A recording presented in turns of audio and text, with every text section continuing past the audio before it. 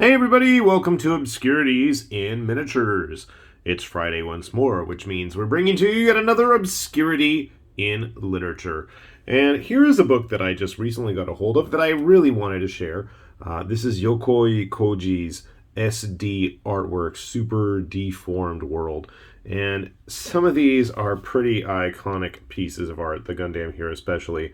Yokoi Koji is the guy that did, honestly, probably the bulk of the SD art for both Bandai and Van Presto over the years. This is not, unfortunately, an all-encompassing book. You have the big four, if you will, on here: Gundam, Ultraman, Godzilla, and Kamen Rider. But absolutely, I'm like 99% sure he did most of the illustrations for the Super Robot War games, and those have like every robot imaginable. So, what's nice about this is we got a little bit of how he did the colors and works out. I was talking with my son about some of these, how that all worked out. And you have the table of contents.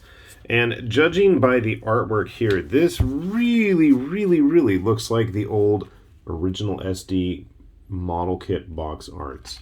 I wasn't ever familiar with the actual toy lines, but I was not familiar that any of these paintings existed either. And that brings me to start thinking about, well, I wonder if they'd end up doing a follow-up book, if they might have some of his old model box art included, because that would be super awesome, I think. It's interesting just to see the difference in style, where we have the very simple, plain, cartoony look, and then we have the very, angular, distinct, detailed, high-tech look of the models on the other page here. I want to say this was a poster. I really feel like I've seen this in poster form, and I totally would have had something like that as a teenager or a kid. I think I first discovered Gundam probably when I was in junior high. And I know that one of my first kits I ever built was a Zeta Gundam. That was the first Gundam I built. First Gundam kit was probably a Rick Dias from Zeta Gundam itself, or an awful RGM 79 GM kit from the original series.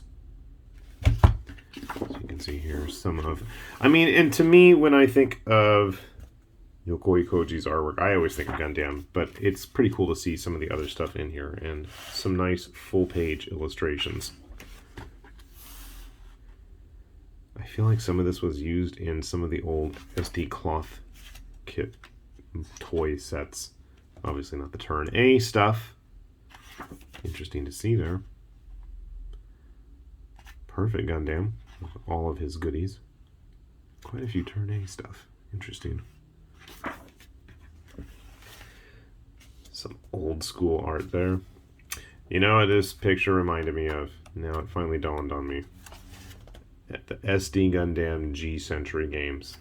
The strategy games, especially the ones on the Super Nintendo, Super Famicom, or whatever you want to call it, it played out like a strategy game, and then when you had combat, it actually switched over into an arcade mode. We had an absolute blast with that game.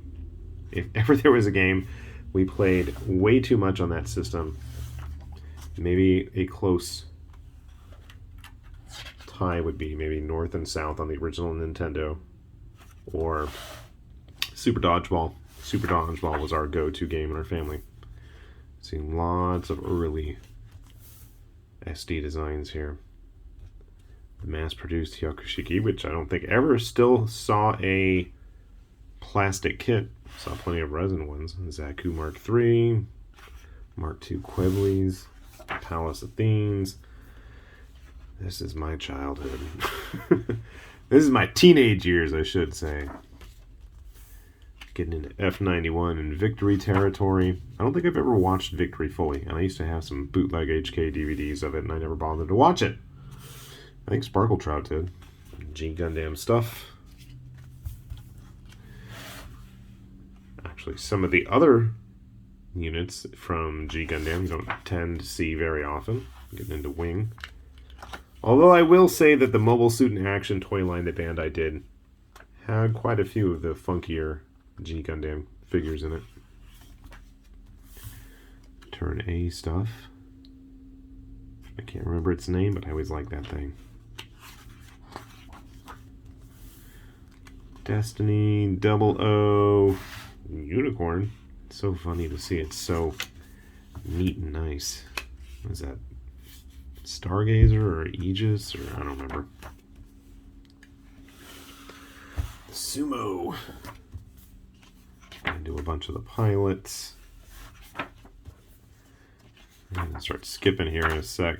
Now, this is where it gets really interesting, is we have a lot of early line art for especially the older mobile suits. That's pretty cool to see.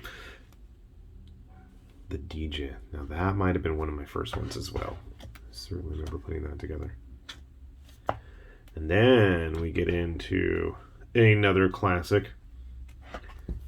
I have been having an ongoing debate with my son over Kamen Rider. He is not into Kamen Rider because it features kaijin rather than kaiju. Kaijin being, people-sized monsters rather than giant monsters. He's not cool with that. I've been wanting to watch an old Kamen Rider, but I can't make up my mind what. I've been debating between Super 1 and all his gauntlets, or X. ZX, Black, Scene V3. I like RX. Shin, J, Zo. And then again, we get into all this old school art. Now, some of these illustrations are dating back to the mid-'80s, which is pretty cool. The fact that they still exist in such nice and cleaned up shape is even cooler, though. Even my kid was reluctantly agreeing this was pretty cool to look through. And they go through all the original series. You get into maskless versions, and then then we're getting into the Ultra stuff. Starting with Ultra Q. It ain't a Japanese tokusatsu show unless somebody's getting crucified. I don't know why that is. I also don't know why my son is totally into Abaras. This guy right here. It's basically just a reskinned Red King with a different head. And Jiras and Vanilla. Then we get into 7.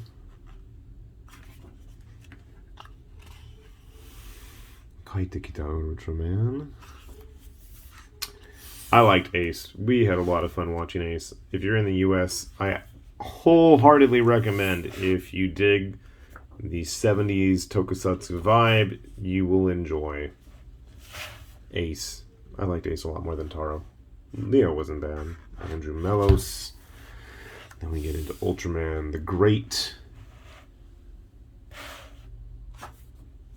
Again, we get into all sorts of old illustrations. Like I said, some of these are from the mid-'80s, late 80s, early 90s. And it's kind of neat just to see, this artist was basically the main supplier of SD art. This is what you saw in all the packaging and everything. Kind of cool seeing the original kind of rough illustrations. And then we get into Godzilla, which surprised me. And I feel like that's supposed to be the American Godzilla. Godzillas of all shapes and sizes. My son is too much of a hipster now. He's like, I can't get into American Godzilla. The fandom is just so lame. I'm like, okay. Good old Mecha Koji. 90s stuff. Again, we have some really old illustrations here to kind of go with things, which I feel is really neat. I know my kid was checking those out. And then we get a little blurb in the back about everything and how old. 1994, 98.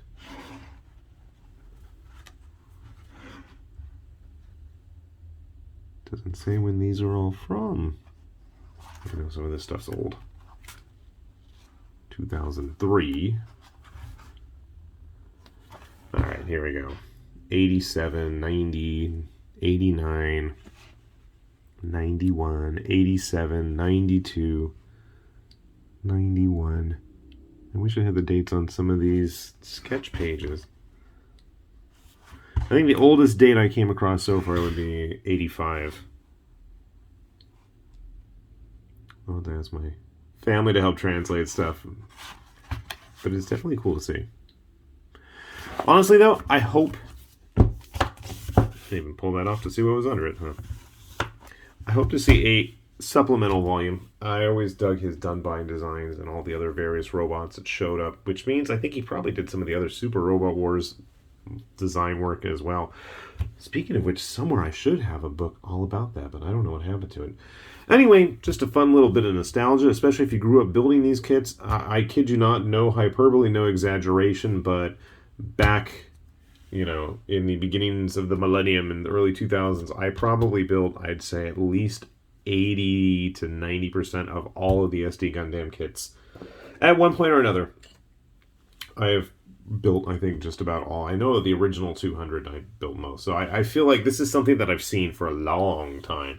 It's kind of always been there. So it's kind of cool to have on my shelf because I used to always keep all the instructions and box covers and stuff, but then that just got kind of ungainly and silly to keep and hoard, so I tossed it all. So this is a nice little alternative to have on my shelf to pull out and take a look at every now and then. I don't know how easy it's going to be to get a hold of a book like this. I know that you can actually order a lot of this stuff through Amazon. I haven't tried ordering it in English. Thankfully, I have my wife and kids to help just navigate and just do it in Japanese and have it sent to the U.S. But I do believe you can get this stuff sent, and things are shipping out of Japan, even though they get silly and strange about their rules about what comes out and what ships and how. So, good luck in your hunts. I will put the kanji as well if you are interested, and I'll put a link to the Amazon Japan version. I hope we'll give it a try at least to see if you are interested, if you want to go hunt that down. With that said, this has been High Lord Tamberlane with Obscurities and Miniatures, saying thanks for watching, and we will see you back here soon. Bye-bye.